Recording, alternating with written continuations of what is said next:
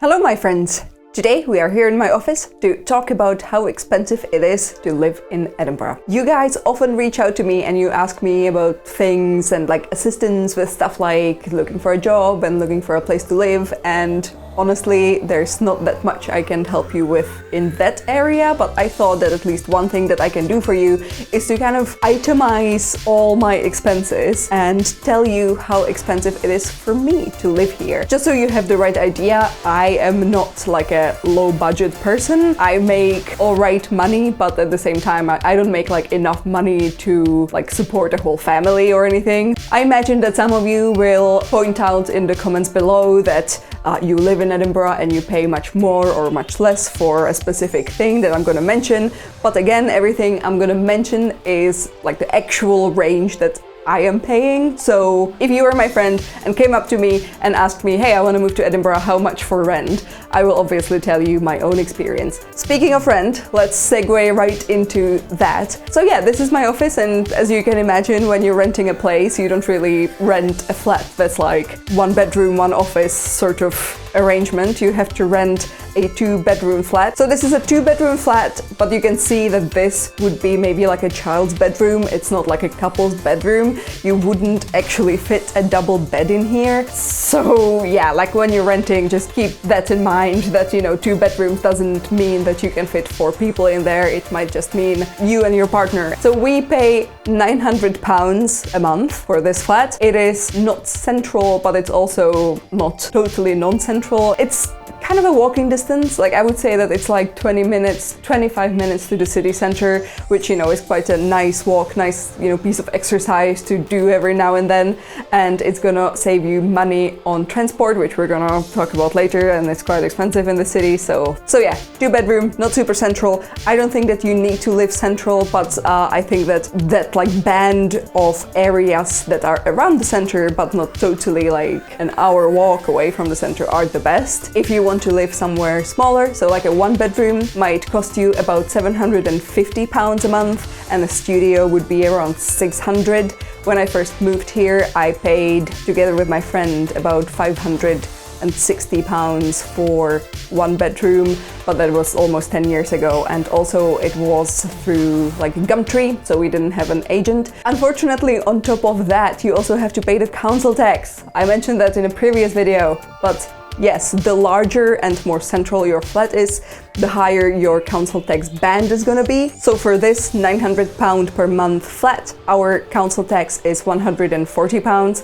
So, you know, each of us has like extra 70 quid on top of the monthly rent half. It's not great, but it could be worse. I think that our tax band is like the 3rd highest or something, so it can go higher and higher, again, based on size and fanciness. Our super fast internet with Virgin costs about £50 per month. Don't worry, you can go lower to about 25 for the not so super fast one, but we need a super fast because we work on the internet from home all the time, and we also needed to upload these amazing videos. My phone bill is £15 a month, and it gives me 15 gigabytes of data and unlimited texts and unlimited calls. I think that's a pretty good deal, especially compared to what I would get in Czech Republic. giffgaff is a really cool company, especially if you're moving from a different country and you already have your own phone, because basically their SIM will get into any unlocked phone, and you basically just buy what they call a goodie bag, and you can even go higher to, let's say, like a £20 one, and then you get, you know, 25 gigabytes or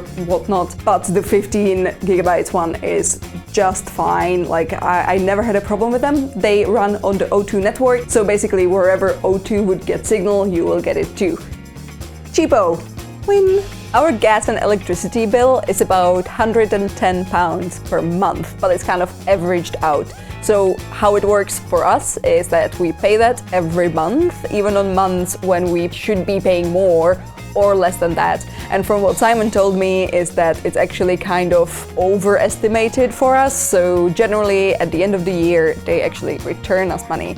So when you're kind of mentally calculating, it's a bit less than £110 a month. Also keep in mind that we are at home most of the time, we work from home, but we don't really run heaters as heavily as other people, I think, because I think that normal people would start using their heaters about now in the year, because pretty chilly, but I like to wear like an extra layer, like, you know, a jumper over a jumper for that extra month to save a tiny bit of money, and then we turn it on when I'm like out of jumpers. Simon's already frozen.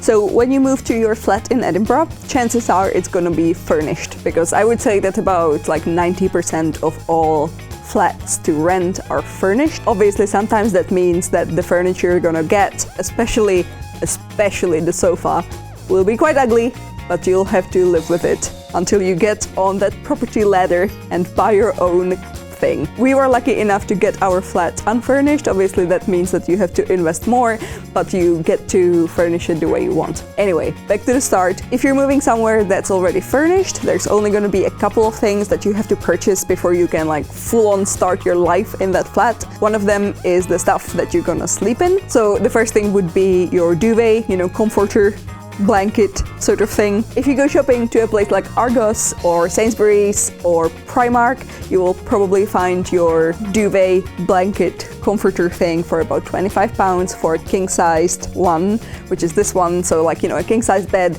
is a regular bed for two people who don't want to like always spoon, like because they have to. Then for that you will obviously also need some covers, so like a bedding set of a duvet cover and 2 pillowcases is another about £25. That's, you know, if you're not going for the most cheap one, but you can get some quite nice ones with like fun prints on them. I think that Asda actually does quite nice kind of seasonal prints and patterns, and I really like their duvet covers. Primark is also good for that. You will obviously also need to fill the pillowcases with pillows. Pillows are pretty affordable. You can find them between like £3 and £10. Obviously, if you have any like special health needs, you need like a memory foam or something, you might be paying, you know, up to, you know, £25–50. But when you go into like Primark, especially at the start of the school year, Primark tends to have like a special event because there's so many students moving in here and they have to buy all this stuff. So they tend to have like 20% off on all of this stuff. So yeah, if you need to save money and you're moving in here in September, Primark is the place to go. Transportation. Transportation is happening right there. So as I mentioned before, Edinburgh is a super walkable city, but if you're commuting to your university campus, and that might be like on the other side of the city, or like you have to travel for work, anything like that, you will probably end up having to use the buses or maybe the tram. The buses cost £1.70 for a single ticket, but the real bummer is that you can't actually change buses. Like, so it's not like a time limited ticket, it's a single just for like one bus, just hop on, hop off, and at that point your ticket doesn't work anymore. Alternatively, you can get a day ticket, which is £4. If you actually live here or study here and you do commute a lot on a daily basis, at that point it might actually be quite prudent to get the monthly ticket, which costs, I believe, just under £60 for like a regular adult that doesn't study anymore, and about £48 for a student. That's still quite a lot of money, but you can also get a bicycle. There's a lot of bicycles in the city. It's a bit dangerous, especially if you're not used to cycling on the wrong side, but it's definitely cheaper. If you need to get to the airport, then the Airlink, which is the bus that goes from Princess Street area right to the airport, costs £7.50. That's a return, so you can buy that at the airport, go in, go back. I'm pretty sure that it lasts for quite a long time, so even if you're not just like a short-time visitor, you can still get the return and use it on your next trip to the airport. It will save you some money. Also, the tram is £1 more expensive. The return on the tram is £8.50. It feels like you're mostly paying for the like novelty value of the tram. Like, the trams are nice and smooth and very modern and pretty looking, but I don't believe they're any faster because the Airlink takes 20 minutes or so. If you want to know more about our airport, let me know in the comments below, because I was thinking about making a whole video about the airport and how to get there and what's there and what to buy there, and yeah, airport. If you're super posh, you can also take a cab, and that takes about £20. I would say between 20 and 25, depending on which time of the day you're traveling, how long it takes, what the traffic situation is, if they're shooting Fast and Furious 9 and the cabbie has to literally like bypass the whole city. Yes. A little tip for saving money on the cabs is that when you arrive at the Edinburgh airport, if you take a cab, they will give you like a little leaflet that will then take £5 off your next travel on your way to the airport. A coffee in your friendly neighborhood coffee shop is probably gonna set you back about £2 for an espresso and £2.50 to £2.80 for one of the longer drinks like my mocha here. And I believe that our little slice of tray bake was about £3.50. Amazingly, thanks to the NHS, all of the healthcare in Scotland is still free. And that means not just you visiting a GP, but also all your prescribed medicine. Also, if you have a special thing going on, like maybe you have a celiac disease, then the Scottish NHS will give you some money to spend on like gluten-free pasta and bread and things like that. Although my gluten-free friends told me that it's a lot worse than what it sounds like. Yeah, so unlike in England where you do have to pay for your prescription, in Scotland you don't, and that includes things like the bill, which I think is amazing. The only thing you will have to pay for a little bit is dental work, and that costs from about £8 to £20 for a filling, and I think about £10 or £12 for like a scale and polish. You can also opt in to do it privately, in which case hygiene will cost you probably between about £60 and £100, but the private hygiene does take about like 6 times longer than the NHS one, so you kind of get what you're paying for. Obviously, a lot of the medicines that you might get that free prescription from your GP, you can also just pop into the pharmacy for, but for example, in my case, I get my iron supplement from my GP, and when I tried to buy it on my own, it was about £9 per packet, and I'm on like a packet per month. So, you know, if you really need it and you can't see your GP, because sometimes it takes a lot of time, it's good to have the option. But I think that financially it's just more prudent to keep up with your GP and get that free prescription. Our gym membership is with one of the gym chains, and it costs £19 a month, and you get unlimited visits. You also get access to some of the classes. There's a whole handful of them every day, and they have branches all over the city. One of the most quintessential expenses you're going to experience if you live in Edinburgh is definitely grocery shopping. We are visiting our local supermarket, which is Sainsbury's, and that's kind of like price-wise middle-of-the-road supermarket. You can go more expensive, you can go to Waitrose or M&S. You can go cheaper, you can go to Lidl or Aldi, where the selection is going to be a bit less. So I think that Sainsbury's is actually quite a good average between those two extremes. So we're gonna go in, we're gonna try and see what our regular kind of weekly shop would cost. We're gonna take little shots of the things that we would normally pick and cook with. We're not gonna get like luxury items, but we will pick a couple of treats. Treats are important. And we're also not gonna get any of those things that you might buy for like a couple of weeks in advance, like a big bottle of oil or dishwasher tablets, stuff like that. Okay, let's go.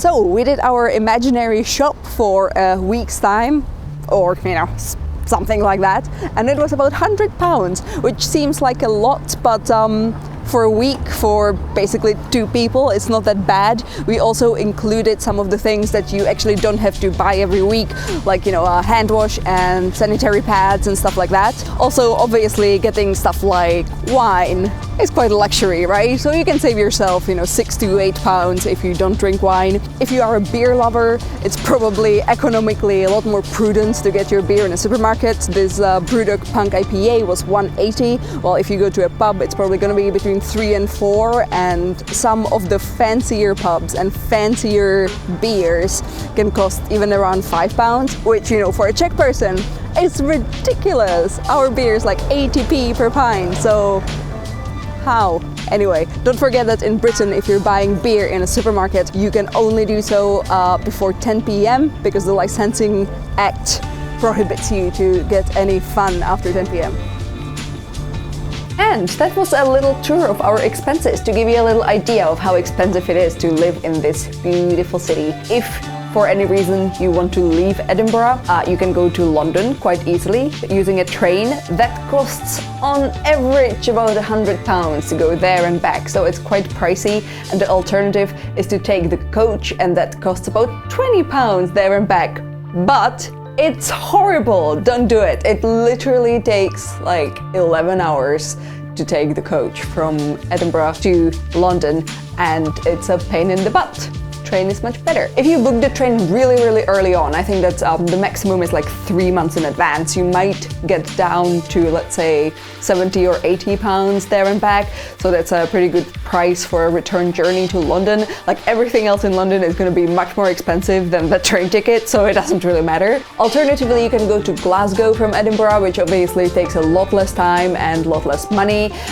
You will pay on average about 20 to 25 pounds to go there and back. The train is much more comfy again than the coach, but because if you take the coach, it's going to be quite a short journey, it's not that much of a problem. Like with the London scenario, that would then be about, I think, like, you can probably take a bus for about a £5. I think it's like £3 per single ticket to Glasgow from Edinburgh, and that's basically nothing, so that's great. Yeah, so that is the definitive end of our list of expenses. I was also thinking about maybe mentioning things like how expensive it is to eat out and, you know, get takeaway, but we already made videos about that. So if you're interested in how expensive it is to go out and get warm meal prepared to you by someone else, then go watch my other videos. It's a win-win. If there's anything that I forgot to mention and you're specifically interested in, let me know in the comments below. I will do my best to answer your questions if it's within the scope of my knowledge. Okay, thank you once again for watching. Hopefully this has been helpful to you, and I will see you soon. Bye! Your duvet cover and 2 pillowcases will be around another £25. Wow!